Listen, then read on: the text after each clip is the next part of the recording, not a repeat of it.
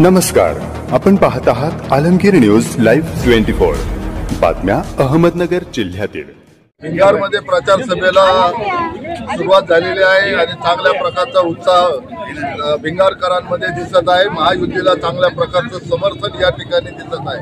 महायुतीने केलेले कामं, त्याचप्रमाणे केंद्र सरकारने केलेले कामं आणि या महायुतीच्या माध्यमातून या ठिकाणी केलेले नामदार राधाकृष्ण विखे पाटील असतील, माजी खासदार सुजयदादा विखे पाटील असतील आणि विद्यमान आमदार संग्राम जगताप असतील, यांच्या माध्यमातून नगर शहरामध्ये जे विकासाला एक गती मिळालेली आहे, त्या माध्यमातून जनता ही खुश आहे आणि येणाऱ्या काळामध्ये सुद्धा जो विकासाचा आराखडा आहे तो सुद्धा लवकरच अंमलात येईल आणि त्या दृष्टिकोनातून वरती जर सरकार जर महायुतीचं आलं तर नगरकरांना चांगल्या प्रकारचा निधी उपलब्ध होऊ शकतो, सुविधा उपलब्ध होऊ शकते, बेरोजगारांना रोजगार उपलब्ध होऊ शकतो, उद्योगधंद्यांना चांगल्या प्रकारे उद्योग वाढीच्या दृष्टिकोनातून वेगळे प्रयत्न होऊ शकतात आणि म्हणून जर शेवटच्या घटकाला जर वरती आणायचं असेल तर ज्या योजना महाराष्ट्र शासनानं केंद्र शासनानं आणल्या, ज्या पंडित दीनदयाळ उपाध्यायांचं जो अंत्योदय योजना जी आहे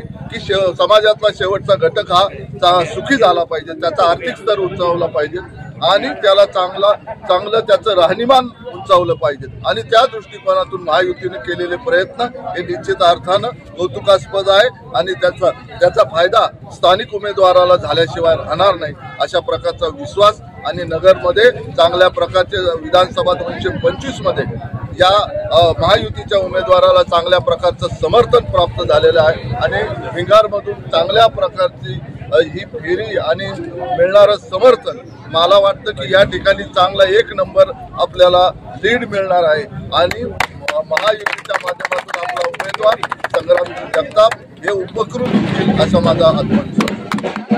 आज भिंगारमध्ये महायुतीचे उमेदवार संग्राम भैया अरुणदादा जगताप यांच्या प्रचाराच्या निमित्तानं महायुतीचे सर्व पदाधिकारी या ठिकाणी उपस्थित होते।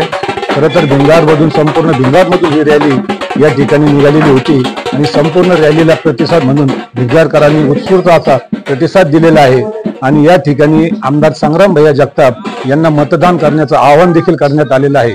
आमदार संग्राम भैया जगताप यांना मतदान का करायचं, कारण गेल्या 10 वर्षापासून आमदार संग्राम भैया जगताप यांनी विकासाचं विजन या ठिकाणी राबवण्याला सुरुवात केलेली आहे आणि ते विजन राबवत असताना संपूर्ण नगर शहर असेल, या ठिकाणी भिंगार असेल, बोलेगाव असेल, सायवडी असेल, या उपनगरात आणि मोठ्या प्रमाणात विकास केलेला आहे आणि हा विकास इथून पुढे चालू ठेवण्यासाठी 2024 ते 2029 विजन हे देखील आमदार संग्राम भैया जगतापांनी केलेलं आहे। त्यासाठी आपल्याला पुन्हा एकदा आमदार संग्राम भैया जगताप यांना निवडून द्यायचं आहे आणि भिंगारमधून चांगल्या मताधिक्याने ते निवडून येतील आणि त्या ठिकाणी आघाडी घेतील हा माझा आत्मविश्वास आहे। कारण संपूर्ण महायुतीचे पदाधिकारी असतील, सर्व नगरसेवक असतील, त्यांनी तन मन धनाने या ठिकाणी भिंगारमध्ये काम केलेले आहे आणि आमदार संग्राम भैया जगताप यांचं जे विजन आहे, राहिलेल्या कामाचं विजन आहे, मग ते MIDC असेल, फेज 3चं पाणी असेल, या ठिकाणी औद्योगिक क्षेत्रातील 650 एकर जमीन आपल्याला संपादित केलेली आहे।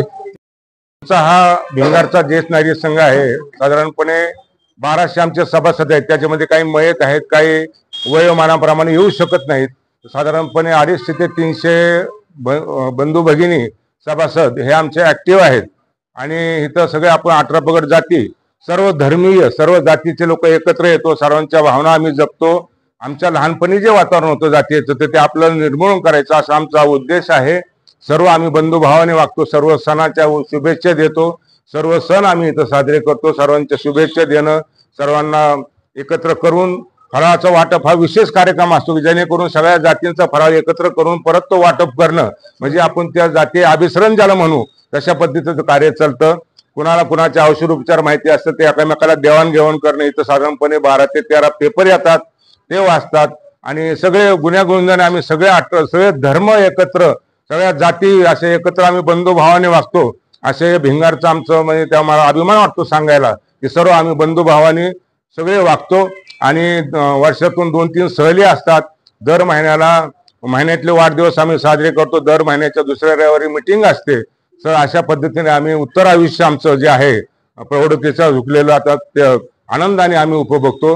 असा आमचा भिंगारचा ज्येष्ठ नागरिक संघ आहे. शासनाकडून अपेक्षा आता हे आमच्या बाजूला ही जागा आता आम्हाला कमी पडते, तर आम्ही कॅन्टोन्मेंटकडे मागणी केली होती. पाठीमागे 2 तुमच्या खोल्या आहेत, परंतु त्यांनी आम्हाला त्यांचं हॉस्पिटल ह्याचं कारण दाखवून ओपीडी त्यांनी, पण ते पुढच्या साईडला त्या 2 खोल्या अजूनही खाली आहेत.